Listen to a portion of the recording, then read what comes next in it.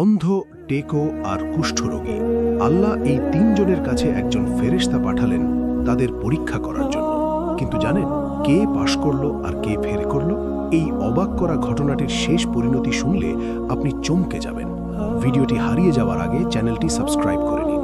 বনি ইসরায়েলের 3 লোক, একজন অন্ধ, একজন টেকো এবং আরেকজনের কুষ্ঠরোগ ছিল। আল্লাহ একজন ফেরেশতা পাঠিয়ে তাদের 3 জনেরই রোগ ভালো করে দিলেন এবং সম্পদ দিলেন। কয়েক বছর পর আল্লাহ আবার সেই ফেরেশতাকে এক গরিব ভিখারির রূপ ধরে তাদের কাছে পাঠালেন।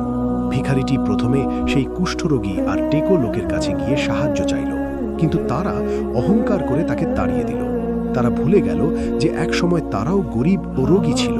কিন্তু ভিখারিটি যখন সেই অন্ধ লোকটির কাছে গেল, তখন সে হাসি মুখে বলল, ভাই, আল্লাহ আমাকে সুস্থ করেছেন, তোমার যা ইচ্ছে হয় তুমি নিয়ে যাও।